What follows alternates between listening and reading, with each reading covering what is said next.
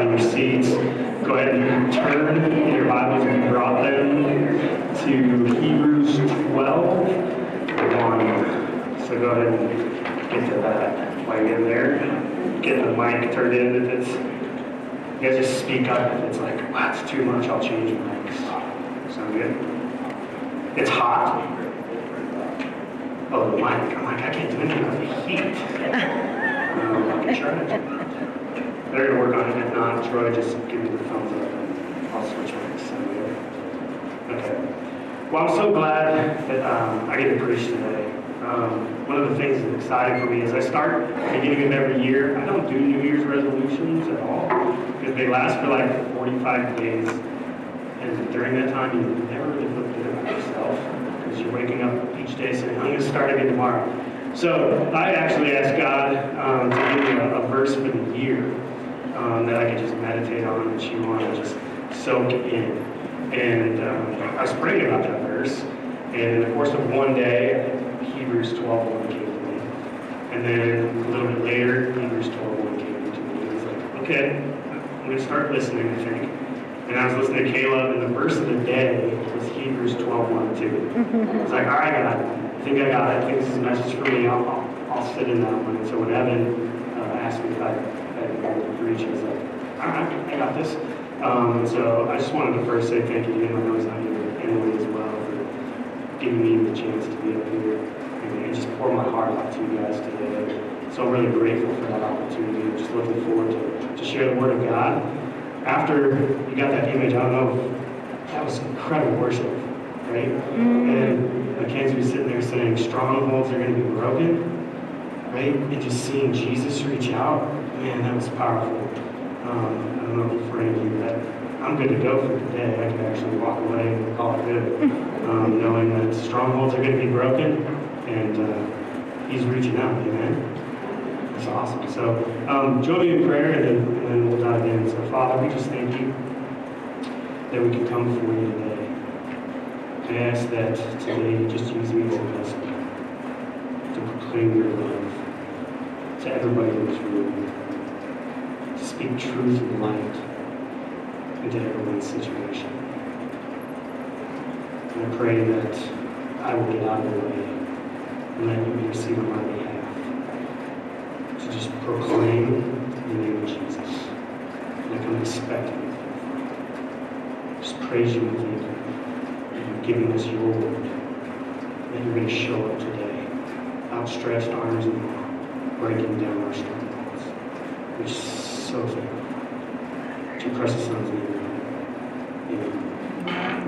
All right, so if you turn to Hebrews 12:1 and 2, you're going to read it with me if you would. I think there's power in that. It should be on the screen if you can't see it. So, therefore, since we have such a large cloud of witness surrounding us, let us lay aside every weight and sin that so easily ensnares us. Let us run with endurance the race that lies before us, keeping our eyes on Jesus, the source and perfecter of our faith, who for the joy that lay before him endured a cross and despised the shame and sat down at the right hand of God's throne. So I have 4 points today, and I'm a teacher, so my background is teaching. And so I believe at the very beginning, we're just going to tell you what I'm teaching. And then if you remember anything else, hopefully you get there. So we're going to go through 4 points today. And the first point is faith to expect the promise. Can we have faith to expect the promise? Number 2 is laying down weight and sin. Number 3 is running with focus. And 4, envision victory with certainty. So that's our goal for the day. So starting with that, faith to expect the promise. The first verse in Hebrews 12:1 said, therefore, since we have such a large cloud of witness surrounding us. And when you get to study something, and obviously you guys can't, I'm going to try this. I usually stay focused. I like to read. I do sit down. You guys ready? It's our students. Okay. Here. Ready? So, therefore, since we have such a large cloud of witness surrounding us. Do you guys have heroes in your life? Do you? No heroes? Really? No heroes? Come on, you have heroes. Do you have heroes?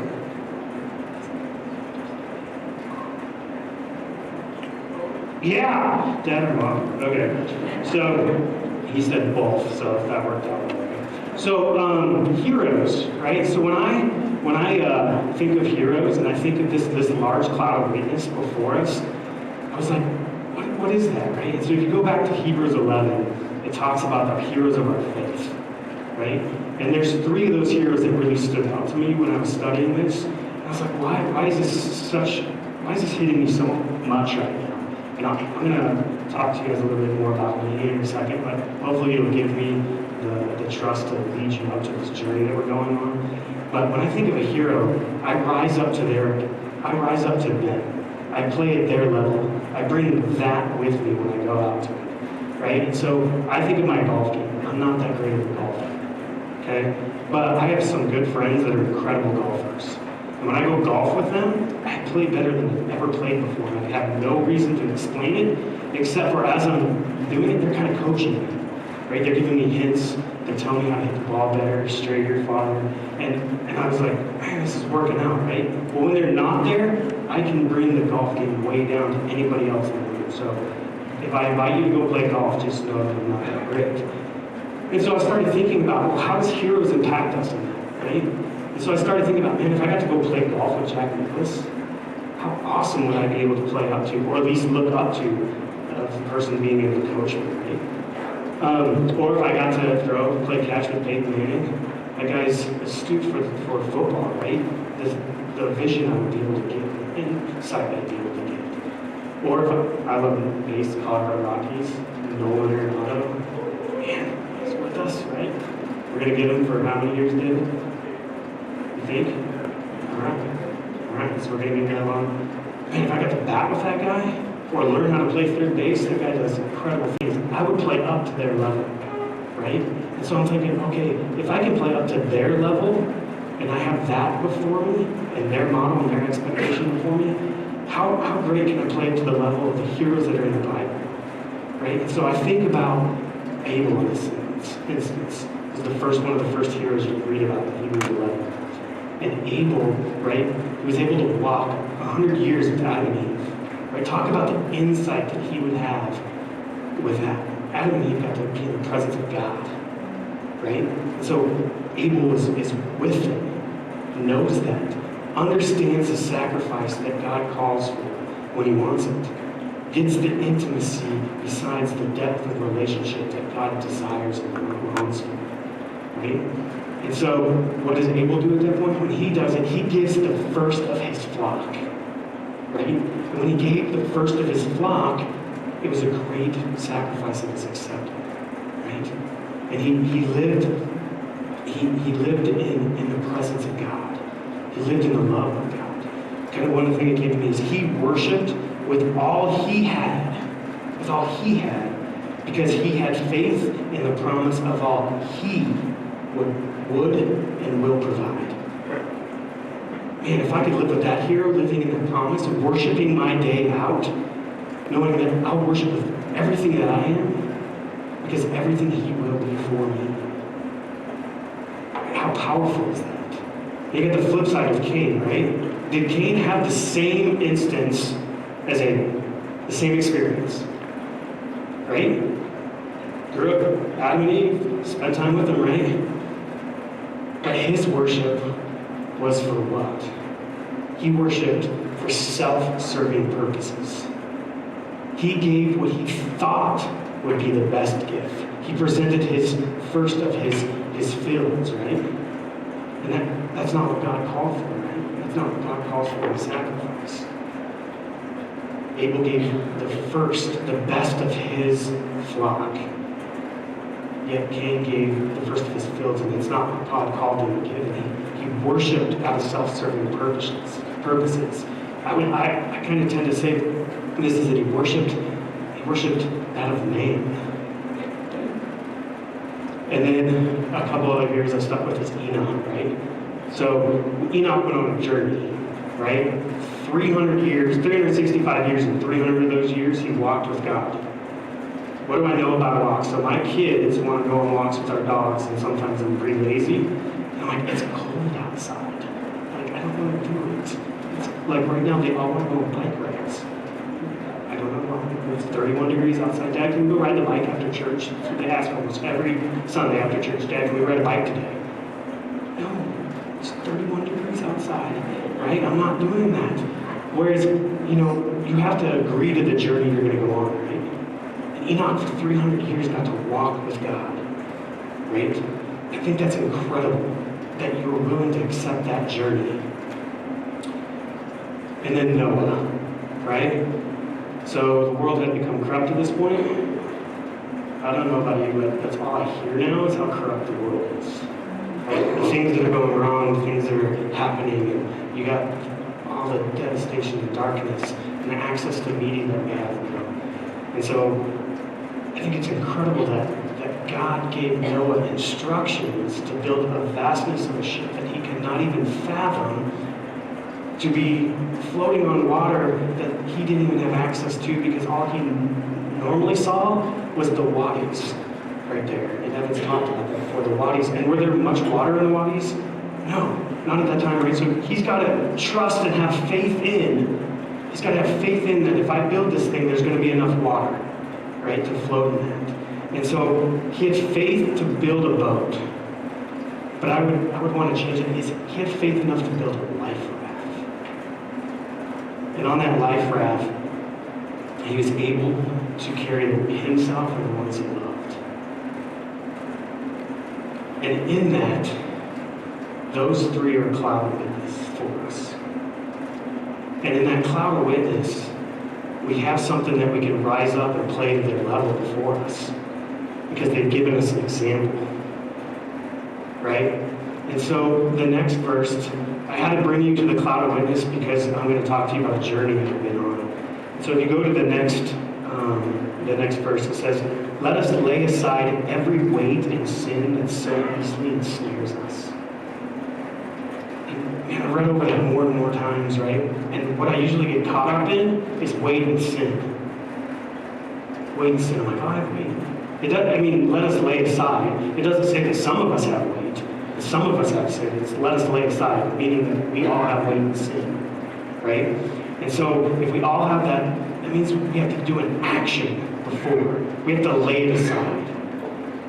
And so when I was thinking through this, I thought of this as that expectancy. And the definition of expectancy is the state of thinking or hoping that something, especially something positive and pleasant, will happen or be the case. Expectancy. So if I lay something aside, I'm going to come with an expectancy of God that He will fulfill the promise of what I'm laying aside. And I feel that that's what Abel did. He came with expectancy that he could lay this aside, knowing the faith and the promise that God would provide on the other end. Or we can have familiarity. Yeah, you got it. Close acquaintance with or knowledge of something of man. Right? So, can you acknowledge your weight in sin and carry it with you? Could you acknowledge your weight in sin and carry it with you? I do it all the time. Right? So when you guys came in today, you came in and hopefully you got a rock, right? And so I have a rock that I can carry with me all the time, right? And a lot of the times, these weights in sin, this is just a small example, but this weight in sin is something that we carry around with us. And we go through life.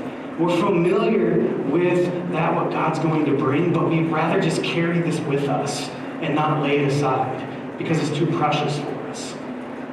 And so I've been on this journey of trying to figure out what my weight in sin, what is it? What is it that I need to lay aside so that I can run with purpose and freedom, right? And not all weight in sin is bad. And I figured since I had to be up here, yes, I don't St. Patrick's Day. I'm wearing blue. But some weight in sin that you carry is good. The weight that you can carry is good. So like, I'm kind of like Evan with the Broncos. I'm not with Duke basketball. Okay? And so during this season right now, it's a weight that I put on myself. In fact, we were out to dinner the other night with some friends, And Duke was playing North Carolina last Friday. And my wife goes, before we were leaving, because I was recording, she goes, can you just tell me when we leave what the outcome of the game is? Because I got to know whether I'm going to have a good night or a bad night, right?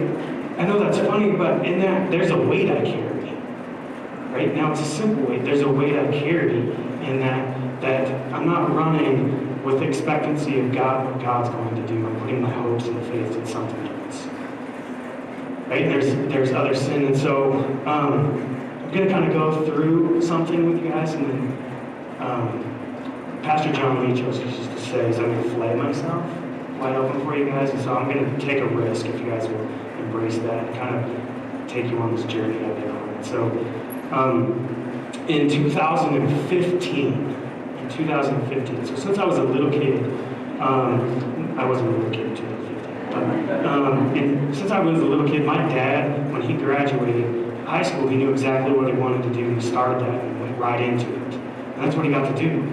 It was incredible.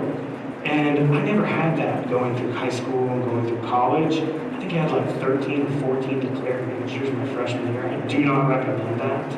Don't go into college that way. And I wrestled with, what is it I'm supposed to be? Who am I supposed to be? What is God calling me for? What is God calling me to? And I could never put my finger on it. And I've been wrestling with it forever. I was like, I kept going to school, right? I was like, I'd be a teacher, I'd be an educator, I'd go get my doctorate. And so I achieved all those things. And at the end of that, I had 4 degrees. At the end of that, I still had the same emptiness. Same emptiness. The highest degree you can get, and I still have the same emptiness. I'm like, man, God, what is it you're calling me for? What's your calling me to? And so I had a friend in 2015 that he does life plans where he sits down and he talks to you about some things. And I'm just going to read to you some of the things that when you first start in that, you gotta come with your expectations of what you're going to try to accomplish. And so this is some of the weight that I've been carrying with me. It's a large weight. What am I supposed to be? Who am I supposed to be? Who am I supposed to be for my kids, for my life, for my job, right? And one of the things that you start with is the purpose. And the purpose I wrote down of why I would do a life plan is to gain a greater understanding and appreciation for God's call in my life personally, in my family, in my vocation, in my church, and in my community. I think I can think it's a lot to wrestle with. And so at the end of it is a 3-day plan. At the end of that, these are the things I wrote down. I still have a sense that I feel lost. I am not as lost as I felt, though. I have a plan for clarity. There is a disparity in who I am and who I think I should be. The question whether engaging my heart and talents is a good thing. I'm really hard on myself. To live in the life God had called me to, I need to live in the powerful talents and heart God has given me. He created me for such a time as this. And so I just started to think, and I'll go through more of the life plan here in a second. Will you put that word picture up there? Of all the weights, and some of these are going to be really personal to me, and I'm going to expose one. It's the largest one up there. Is as I'm sitting with Evan, and he's sitting there talking about this, and I'm thinking about Cain and Abel and the message, and he's like, it's pretty good, man. But I have a question for you. Are you preparing a message to bring to the altar? Or are you going to prepare yourself to bring to the altar? Ooh. It's like myself. You want me to bring me to you guys. I can't do that. I can't let you in. It's too much. Yet we all carry these weights. And in that, God said, expose the good and the bad. The tree, I'm the vine. Some of what you need needs to be pruned because it'll grow good. It'll grow bigger again. It'll grow better. Are you willing enough to expose all the good and the bad so that you can bear much fruit in run with purpose? I said, all right. So what do I need to do? I need to lay it aside. I need to lay the weight and sin aside. And so as I prepare for this, am I preparing for the eternal or the temporal? And I want to prepare for the eternal. And so, fast forward from 2015 to 2019, 5 years, right, from when it was. I'm still on the same journey. I'm still asking the same questions, right? The beginning of 2015 to 2019, I'm in the way. The way is just, it's an awesome group of men that we meet together and we challenge each other. And I ask God this question. And one of the things I think is I just wrestle with it. I really love that I hear from God. And what I mean by that is that I have a response in my head, but that response isn't for me and I know it. Because I would never say it to myself. And so I said, God, what is it that I'm chasing? What is it that I'm running from? What is it that I'm so afraid of? What is keeping me from fully abiding? And then he gave me a picture of this rope, of tug of war. Let's put it through. Right? And he's like, I'm on the other end in tug of war, and you're really fighting hard to pull back. You keep pulling back away from me, and thinking that you're abiding. You do this, Ryan, do this, and I'm pulling. He's like, when are you gonna let go? I'm like, let go? Okay. So start giving me something, God. What am I chasing? So some of these words up there, that picture that's coming from back there, he's like, what are you chasing? You're chasing control. You want control. You're chasing respect. Man, respect is one of my triggers. Respect. If someone doesn't respect me, I can get really hot really fast. So I'm putting in respect. I'm chasing self-worth. I'm chasing self-worth. I thought I was on a good journey. I'm walking with you. I'm no different than Enoch in this case, in my belief. I'm on a journey with God. I'm walking with him, hand in hand, walking with him. Right? I'm trying to be like him and lay down my first fruits. Here it is. Here's all of me. Here's my worship so I can worship in you. Right? And with Noah, I'm trying to be similar to Noah. Trying to build something. I want to build a life raft for my family, for myself. Self-worth. I'm chasing self-worth. And I'm chasing accomplishment. You're running after accomplishment, right? What am I trying to be accomplishing? It's like your job, your finances, people management. You're trying to all go after this. And in those accomplishments, you're trying to control them. And I'm controlling them. Okay? And your knowledge. One thing you learn about me if you get to know me is I love learning things. I love taking it on and just adding it deep into it. It doesn't matter what it is. I love learning it. He's like, that's what you're chasing. I'm like, okay, these are all great words. But how do I go after something? And this is what I wrote. And I felt this directly from me. It was control, so you will be what? To prove your self-worth, so you will be what?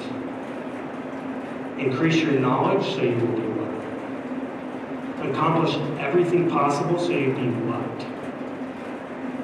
It's the largest word up there. Accepted. And I just broke down. A 5-year journey. God gave it to me. We're running 5. We're being accepted.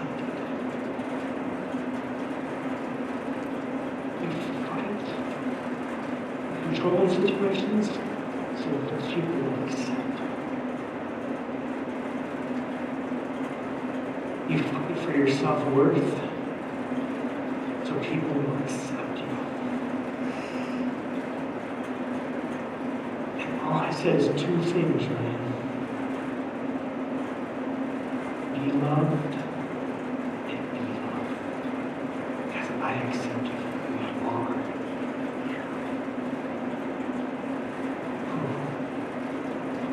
That's all I got to wrestle with? Okay. When I was preparing for this message last Thursday, I was driving to Greeley, and I have a bunch of notes, and God's like, share this with them.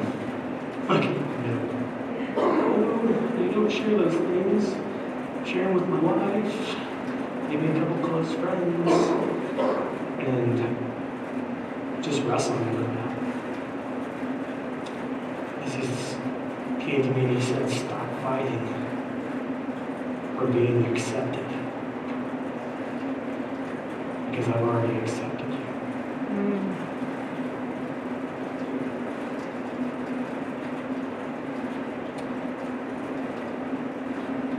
So now I have a choice. I have a choice to lay down that weight. There's some other words on there that was my journey, and I'm still wrestling with that. But some of us struggle with envy, laziness, hatred, pride, being unthankful.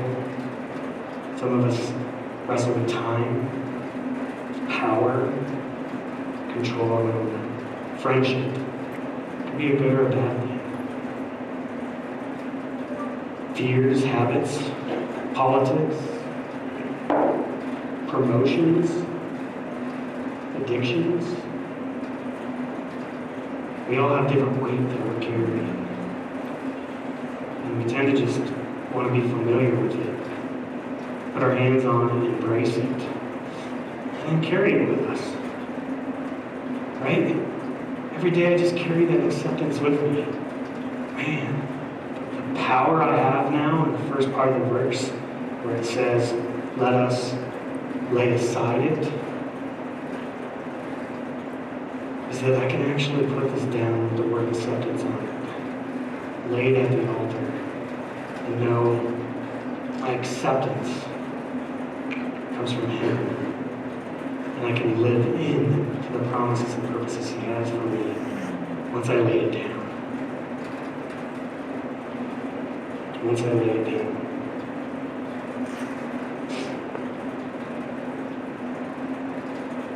So,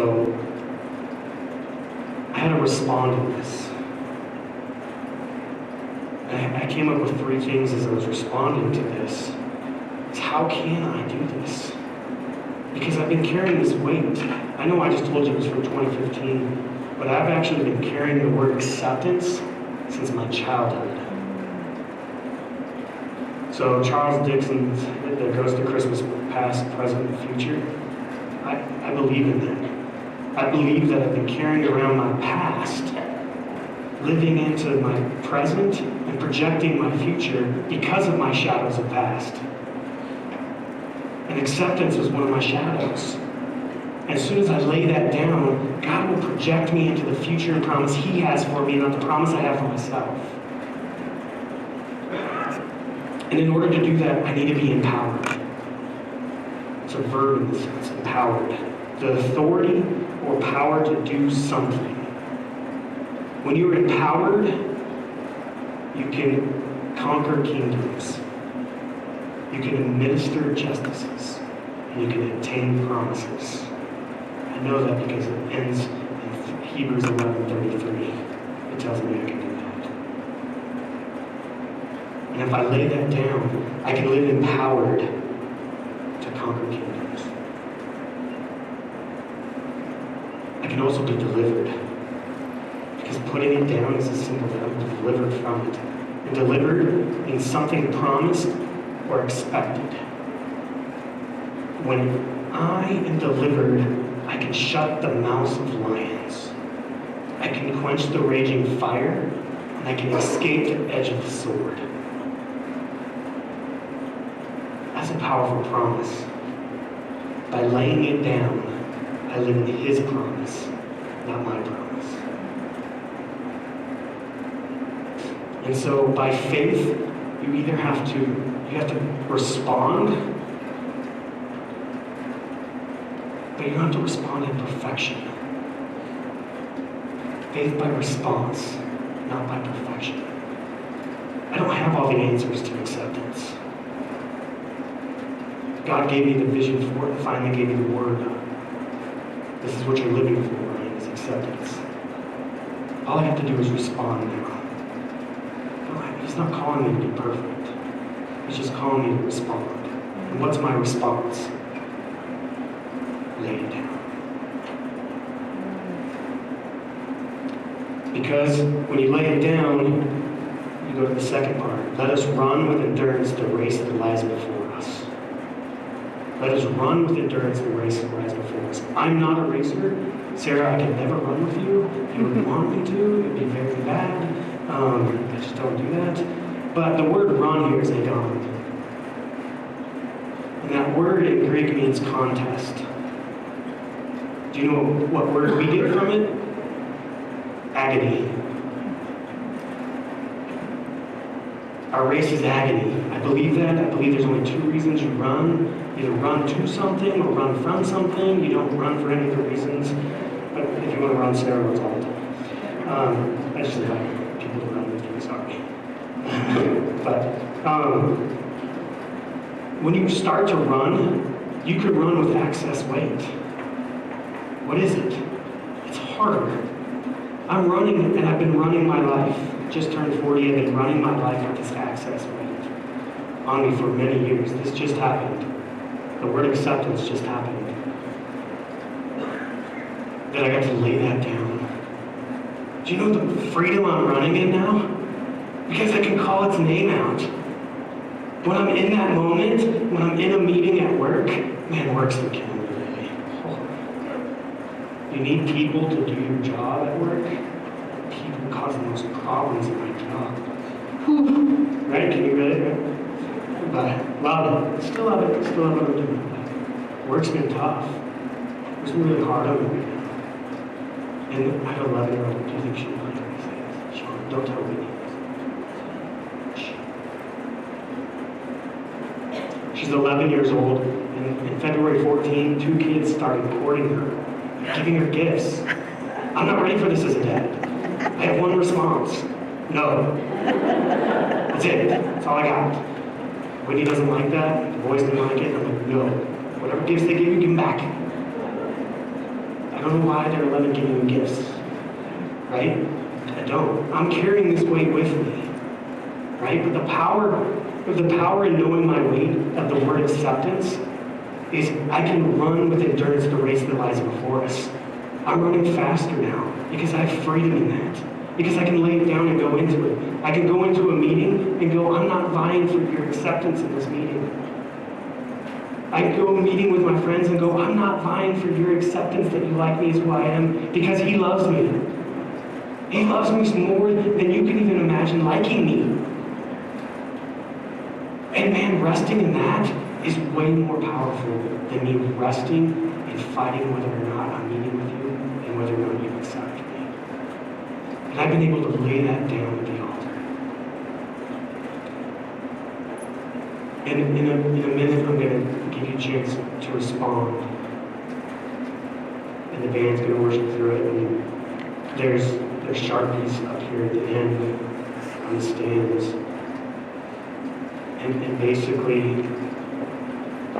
calling you to say, if God's working with you and through you, and you want to run a race with endurance and live in that freedom that He's called you to, would you be bold this morning?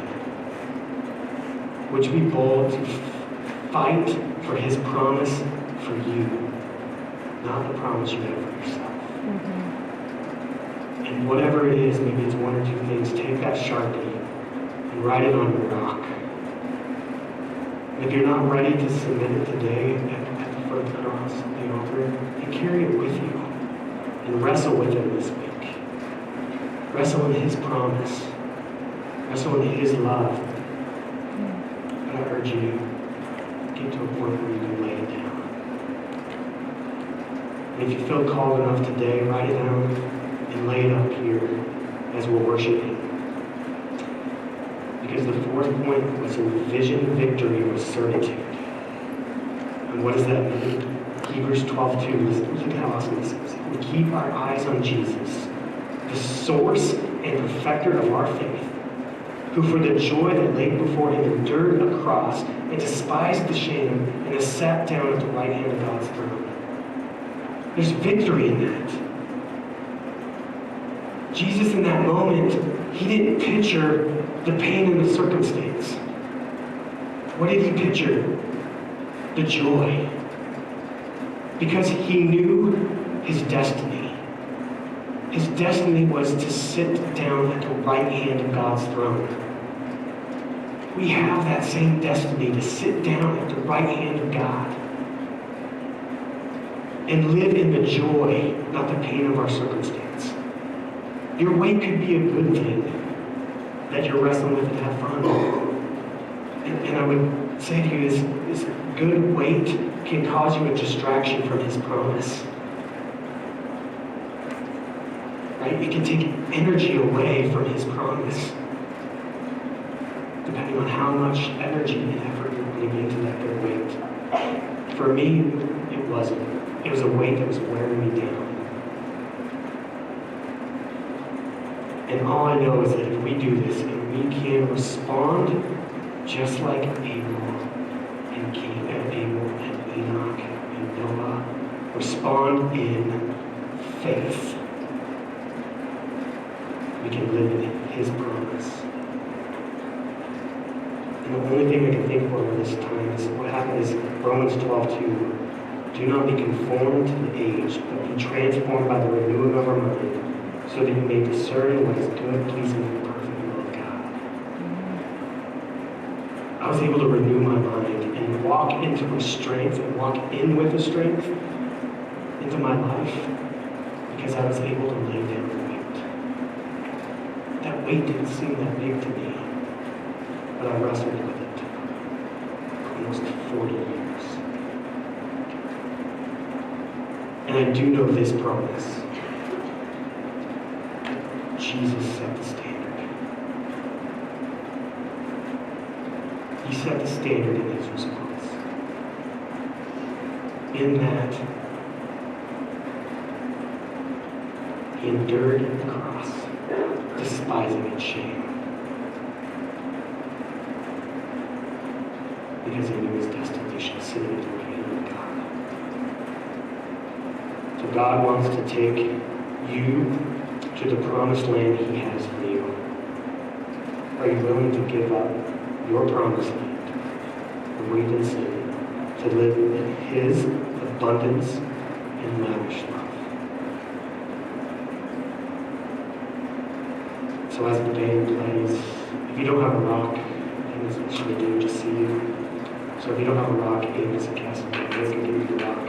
There's markers down up here in the front. And the band is just going to play as we just trust in the promise gap that God has for your life and for you.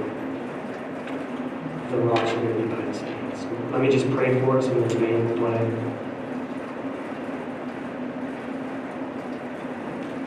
Father, I thank you.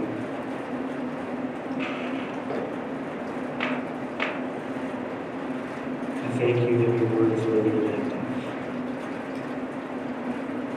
I thank you that you gave us a cloud of witness that spoke before us, gave us an example of how to walk in faith, gave us an example how to trust in you and your authority, gave us an example of what it meant to be surrendered to you and live in your promise.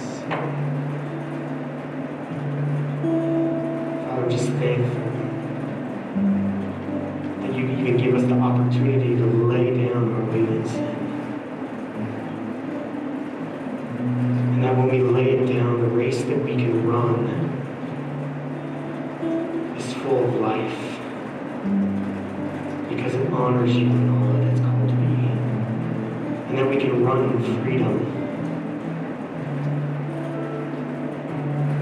knowing that you have set the standard for us. And that you've called us out on the other side to a bigger dream than we can even fathom. Help us rest in knowing that you're wanting to build a life raft for us. It's bigger than we can ever dream of. It's going to be more powerful than we can ever think of. And that you've given us the clarity to trust you. And I just am so thankful, Father, that in this, that we can just respond as an act of faith. That we don't have to wait to be perfect to bring our weight and sin before the altar. We don't have to wait to have everything together. That all you call us to do is lay it aside, put it down, let go of it, and then run. And run with purpose, and run with freedom to live in your promise. Father, in this moment, will you just help us trust you? Help us live in faith to respond and set the weight down before you so we can walk in your freedom, Father.